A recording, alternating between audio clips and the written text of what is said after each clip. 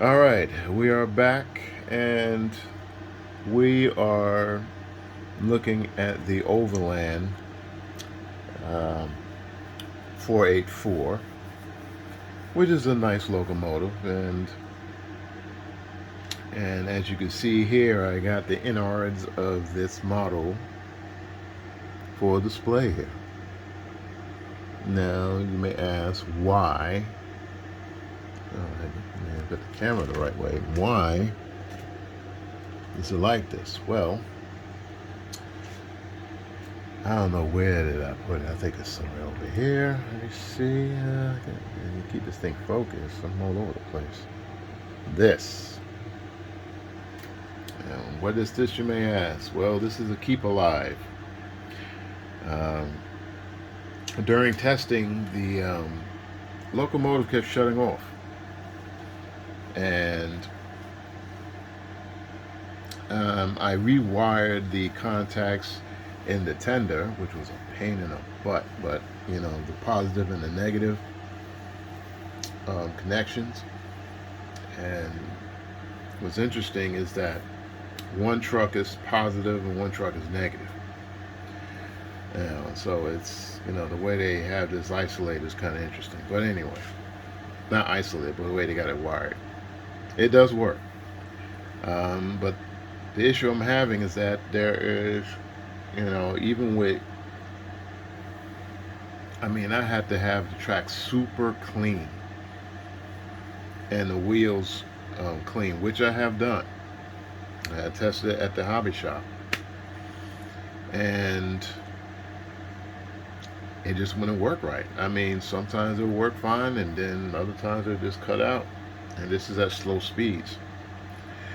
So, saying that, I decided, and I informed the client that I'm going to put in a keep alive, so that it will, if it runs, if it gets, the wheels get dirty or what have you, it's not going to cut off.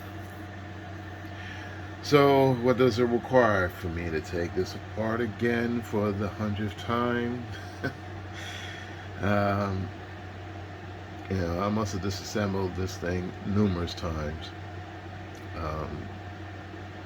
making adjustments and trying to get this thing to work right. But I kind of figured it out how to do this. Wiring it is pretty straightforward. This particular decoder, it prefers you to wire it to, I think, auxiliary 7, because that's the logic circuit. But you can make, if my understanding is correct, you can make any of the auxiliary pads have a logical function. So the one that's available now is aux number 1. So we're going to use that to actually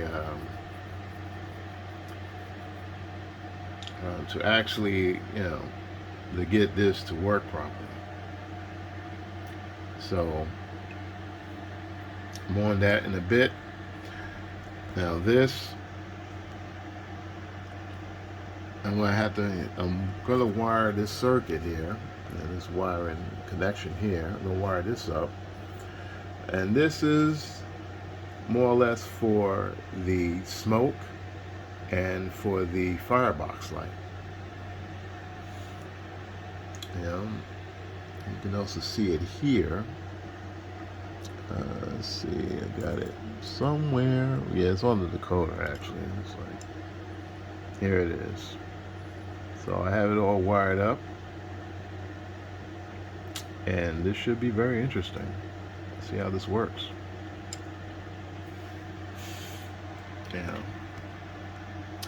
And then we'll take it from there. So I'm going to start work on this.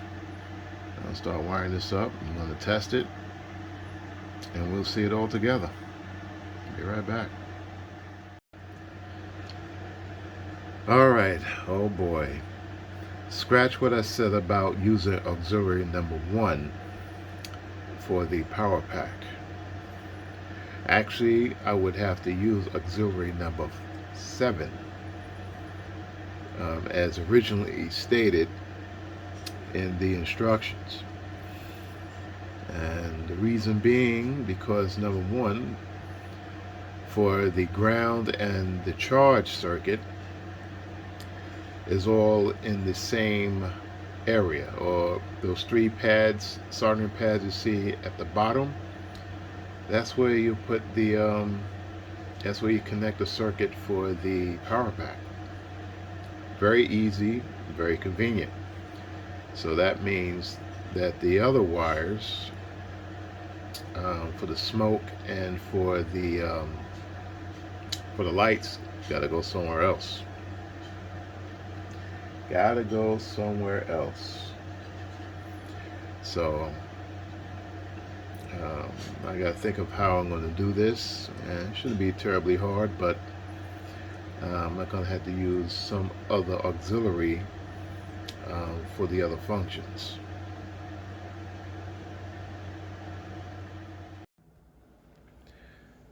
All right, we're all wired up here,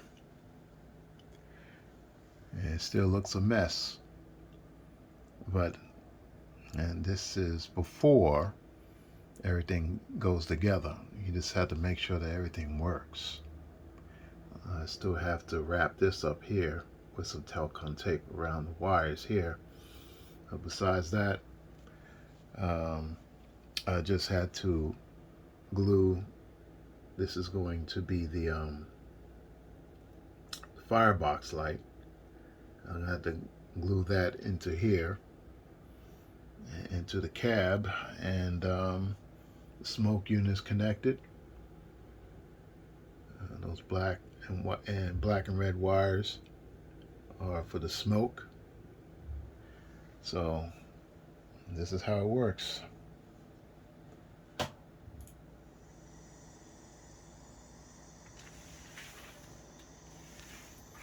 Firebox light, as you can see. I actually used some Telcon tape for the orange effect instead of painting it. I think that worked out pretty well, if I say so myself. And let's get the smoke working.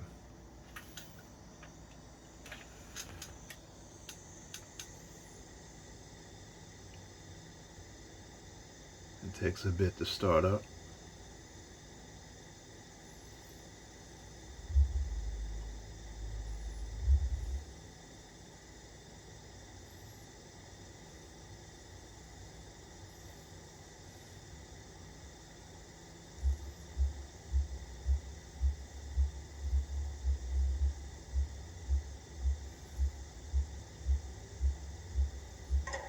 All right, looks good.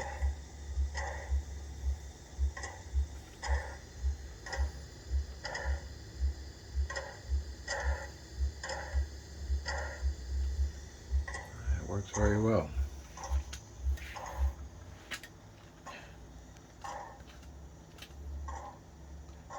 So I just had to seal everything up and tweak it, and that's it. Put everything together. And it's going to be tricky getting all this wiring tightened up. I always like using extra wire, just in case something goes wrong. I have to cut something and readjust something. But it should fit in fine. But so far so good.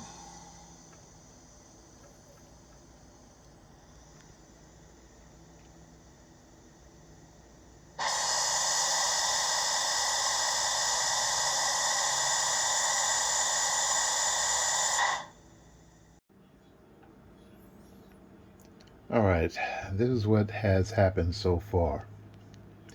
I had to change the smoke box because this one that I have here looks like a dreidel, shaped like a dreidel, is it didn't work very well. I mean, at first it did, um, and it kind of fit a little bit too easily. So it was basically moving around a lot in that space. So I had another one which was different. It's more squared out. But the thing is, with this, you have to basically sand it down to actually get this to fit. It will not fit on its regular dimensions. You have to sand it down. I don't know why they don't make it exactly to fit in there, but it's here nor there. It's, dealing with Bachmann stuff, so it's not exactly precise. But so far, the project is coming along. Everything is running fine, for except that what I wanted to do was just solder the connections here, as opposed to having those tabs, which are, you see right there. So it has actually a better connection. Now, for that second connector, I believe I mentioned it earlier, before, is this one right here, right in front of the camera, with the two pin connector. Now, I would wonder where or what this connector is for. Actually, the connector is for track power for the locomotive itself. So, that most likely explain why the locomotive wasn't running properly, because it was relying on the tender for track power, which is fine. But if it had all the wheels on the locomotive to actually pick up power, that would be a plus. Plus, made it with the keep alive that's in the tender. This is going to work extremely well. But I have to decide on what type of connector I'm going to make. Now I have to custom make this one, since Bachmann doesn't supply that connector anymore, strangely enough. So what I'm doing here is this. I had a choice of either using these connectors here or this one. Now I'm actually going to go with this one because it's easier to pull apart as opposed to this. This is going to wind up like this connector here, the 2-pin connector here. So I have to, what I'm going to do is just wire it up to the track power, which is the black and the red, and the track, actually it tells you here on the board, the left and the right track connectors. I'll have an arrow pointing to it, so you can see from left to right, and and see how this works. It should work without a hitch. Once this is done, I'll just put some Telcon tape over the connectors here, so it's isolated from the chassis, and then it's ready. It's basically ready. I just have to be careful with putting the shell back on. I don't want to damage this. If you do see that one red one a little concocted, that's because this thing is actually plastic. So putting a soldering gun on it, or I mean the solder on it, kind of melts it a little bit. So you have to be very careful, or I have to be very careful. But I'm leaving it the way it is. I mean, the perfectionist in me will tell me, "Oh, just straighten it out," but I'm not gonna futz with it anymore. I mean, it does smoke, and you will see that in the next video when the shell is on. And I basically have to tweak it, tweak the decoder, its performance. I was doing that last night, messing around with it, trying to get the chuff synchronized as best as I can. It's kind of a complicated setup to get, it's guesswork more or less for the get the synchronization going. But we'll see how this goes. And once I get that wrapped up, then I'm just gonna have to repair this. Repair this here. I already got the strip somewhere. It's actually under this. I put it on, and I keep handling the model, and I keep ripping it off. So what I'm gonna do, I'm gonna put some permanent glue on there, like some CA cement, very carefully, some light CA cement, and stick it on there, and it won't move at all. And then I'll just have to sand the edges and smooth out the edges a bit. That's with the other glue. Just sand it out, smooth it out, make it look presentable, and then I'll mask it. I'll probably prepare to mask it tonight. So tomorrow I'll just spray it with, some Tamiya black and some flat clear. Well, actually, this is regular clear. I do have flat clear, I believe. I hope I do. And just shoot this, and this will be done. This will be done for the client, and I can call up the father and tell him this thing is ready. So that will be next.